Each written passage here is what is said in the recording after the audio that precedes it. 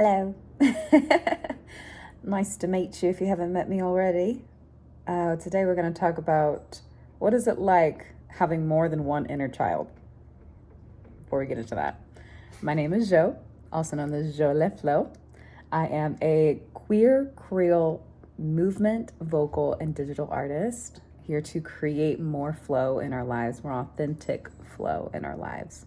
So if you would like to continue this adventure with me finding my flow, please like, subscribe, follow, all that stuff.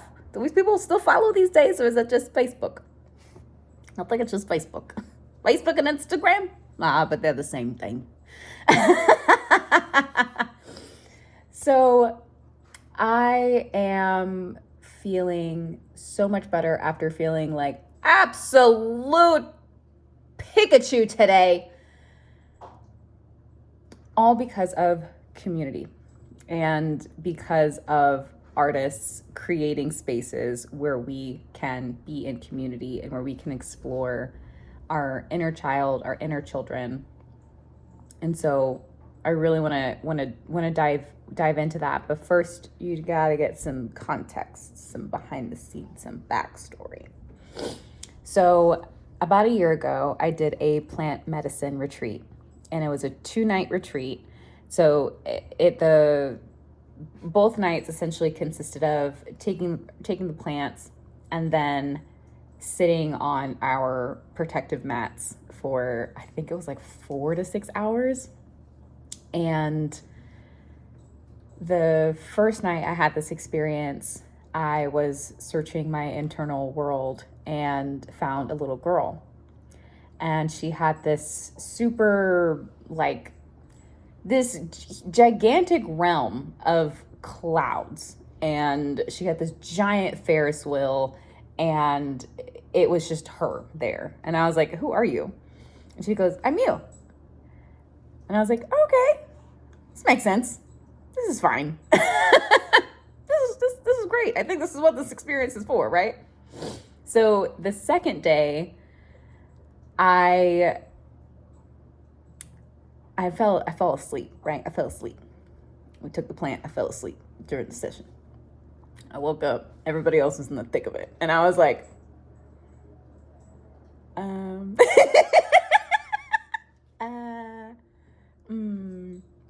And so the main facilitator looks at me and she goes, "Do you need to take a little bit more?" And I said, "Yeah, probably." And again, it was a super safe environment, a super beautiful space that I'm so grateful for. And because of that experience, I was able to go deeper into this realm.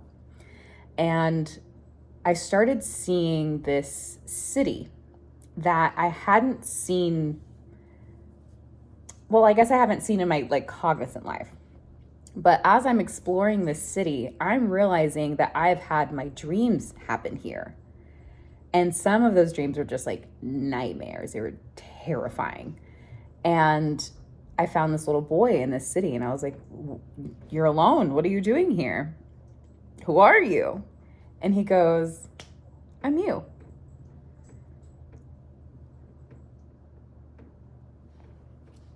What?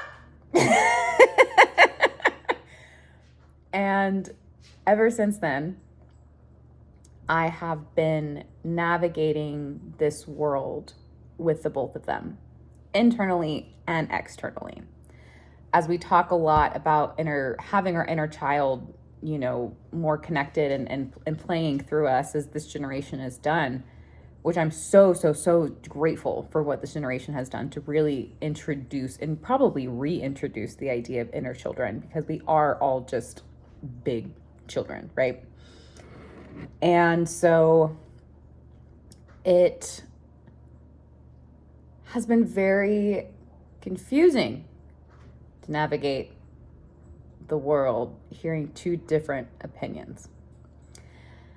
Now, where they were placed at the beginning. She had her pink cloud room. He had this city that was like in absolute turmoil. These rooms were actually their protective spaces for all the stuff that I had navigated as a human being growing up in the world.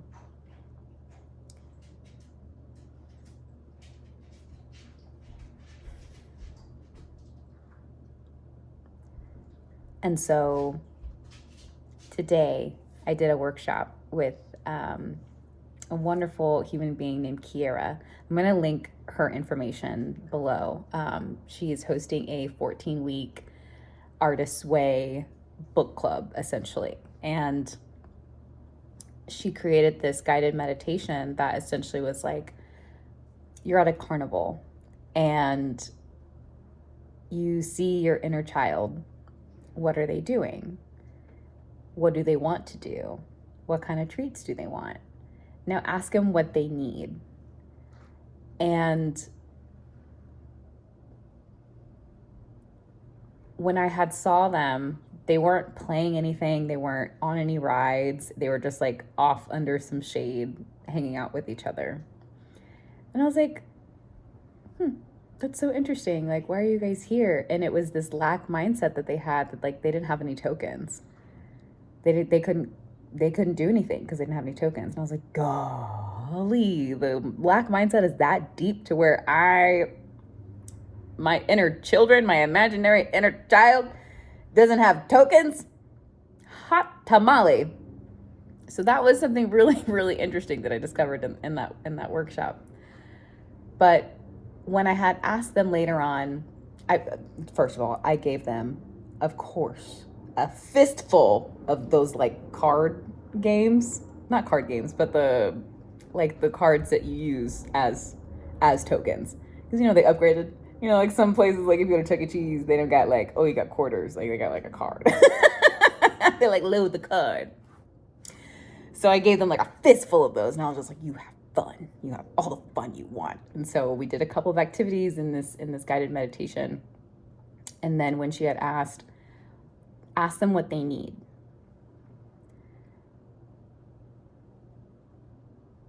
The little girl said, I want a family, and I want my friends as my family, and I want animals, and I want land, and I want to play while other people support me. And, it was just like this super wholesome experience of, she wants community. She wants love. She wants to not be bothered. She just wants to play in peace, which resembles her world in a way. The world was a space where, if you know anything about Steven Universe, I actually did not know anything about Steven Universe until after this retreat, where the main facilitator was hearing my experience, and she was like, have you watched Steven Universe? And I was like, no. And she's like, okay, well, what you are navigating sounds just like this. Because in her pink cloud Ferris wheel room, she was able to imagine like anything that she's wanted. And she's kept herself in there, and at the beginning of this process was in there isolated, because her biggest dream was community. Her biggest dream was family. Her biggest dream was friends and laughter and all of that. But because of the negative experiences that confirmed negativity, the clouds became the fortress. So that made sense on that end of being able to hear her be like, this is what I want. I want family. I want this. I want this. But because I didn't know that that's what she wanted, it was confusing, because when I had met her, a year ago, it was this, don't talk to me. I don't want to talk to you. You're going to hurt me. And so now being able to hear her say like, I want family and I want this and I want this, like after a couple of carnival rides, she was telling me everything. And I was like, this is great. So that part makes sense. And when I asked my little boy what he wanted, he said, I want to be seen. I want to be heard. I want to sing. I want to dance. I want to go all over the world. I want to do this and I want to do this. And, and he wants that nourishing fame. He wants that nourishing feeling of being seen, loved, and heard and expressed, because he was pushed down for so long. He was pushed down and he was ignored. I came out gender fluid after this experience because I learned how much I had stuffed this version of me under the rug. Probably out of shame, probably out of just like not having the terminology, not having the understanding, and all that being internalized. And that's what created this really, really nasty environment that he grew up in. Like this city, y'all. I mean, I had dreams there, but I also had like the scariest nightmares I have ever had. I'm not talking about like there's a monster coming at me. I'm talking about like I'm in the back alley and I see things on fire in this city. I see people with weapons. I see people who are like, who it just felt so real and so tangible and so human that I was like, why are you here? And as I'm learning that he's saying, I want to be seen, I want to sing, I want to dance, I want to do all of that. I'm learning that in that realm of creativity, of performance, there is a lot of city that you usually have to take on. If you have a gig, you go into the city. If you have an opportunity, most of the time you go into the city. So what better way to protect that dream than for me to see cities and being out in the world as really, really scary. Creating this self-protecting mechanism that we never go out, that we don't pick up gigs, we don't do these things. And that's what I'm learning that this city was for. It wasn't just to scare me from the world. It was because he specifically wants these very particular dreams of expression through art and through music, because it's such a big part of my life. Now, the interesting part is how in the hootenanny do you navigate having two inner children with two very different sets of needs? This is where my analysis paralysis has occurred. For the past 3 months, I have been in full hermit mode. Like, I mean, I'll give myself more credit, but it was a very lonely time. I didn't talk to a lot of people. I kept a lot to myself. I had a lot of self-doubt, and I talked myself out of a lot of great ideas. Now I'm understanding that that analysis paralysis was split between these two opposing ideas, trying to make it all into one. But with my experience, and there is a terminology for this called internal family systems. It's described by some man who did not have this level of depth, and I'm sure a lot of people are afraid to express that they have different versions of themselves inside of themselves to protect themselves. Because if y'all think it was just the two of my babies, honey, that's just the tip of the iceberg that I have met and I have found and I've gotten to know and who have supported me in my internal world. There's scenery, baby. There's a mountaintop we all hang out on. There's another city that I'm building. I demolished the first city that was done. The pink clouds are still there, but they're only for the kids when they want to do things together. Because when I first met them, my little girl, she was like, I don't want to play with him. And I was like, what? How do I diffuse an argument about you sharing to my other inner child? So eventually I had to like talk them through it and have these conversations and repeatedly tell myself and ask myself, am I crazy? Am I crazy for having these thoughts? Am I crazy for navigating these experiences? Am I crazy for imagining a world inside of myself? No. And if you think that's crazy, this page isn't for you. You can move on now. You can go ahead and click the exit button. It's fine. I'll be fine. I'll be fine. I promise. I promise. If you're still rocking with me and you don't think this is crazy, welcome. This is just the beginning. So, having those two opposing thoughts, those two opposing beliefs, those two opposing missions in life that they've had, navigating that is, I feel like I was on a train of thought right before that. Yeah, just the tip of the iceberg. There's so many other people that you get to meet along the way of getting to know me. Getting to know me is getting to know all of what's inside of me. And letting people know about it, I really, really hope to, number one, express it out of myself, because I don't want to live a life where I'm keeping everything to myself. That's not who I am. I'm a storyteller. That's one of the things I love to do. And I also hope that it can help to bridge other people's gaps that they're having with the life that's inside of them. Because the life outside, it's tangible. You can see it, you can touch it, you can zip it, you can zip it, you can clear it, you can. But for those who want to just know that they are not crazy, that's what I'm here for.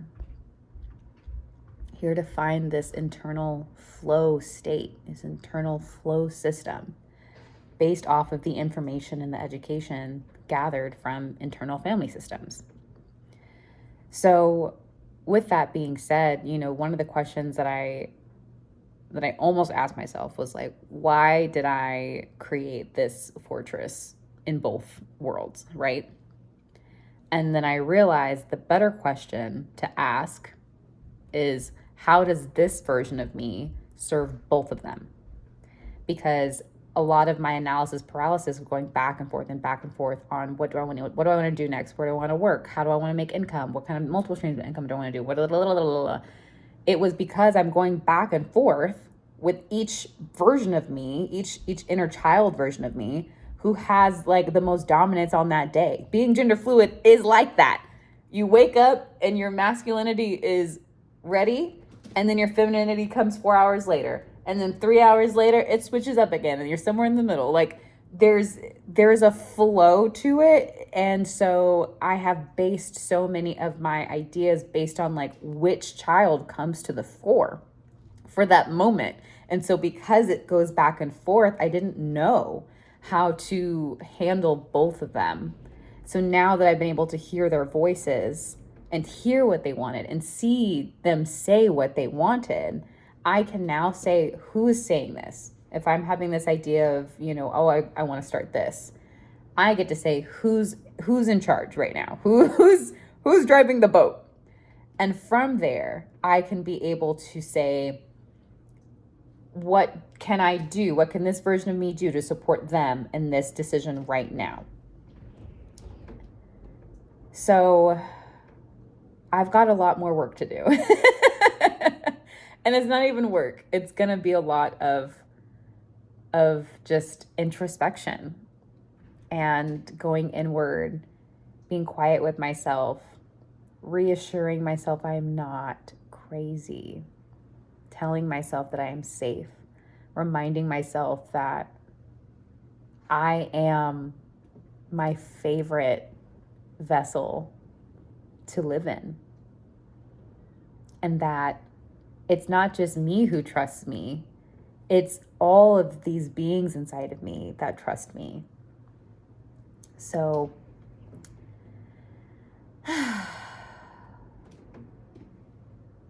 yeah. And guess what? I can still hold down a good job. I can still be a beautiful being and kind being in the world. And just because I have this dynamic way of viewing my life and viewing my world, it doesn't take away from me. I think it expands me so much. And in fact, there is someone that I've been talking to, and he kept sheeing me, and I had to sit him down and I said, I know what it looks like on the outside, but there's so much more than me, than just a woman. And I need you, if you're going to continue this ride, I need you to try and see more of me. And so being able to make that claim and that statement felt really, really empowering.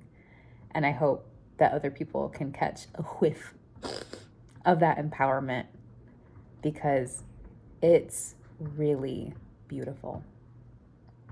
Just like you, in your inner world, whatever your inner world looks like. Maybe you just have one. Maybe you just have 3 inner children. Maybe you've got 6. Who knows?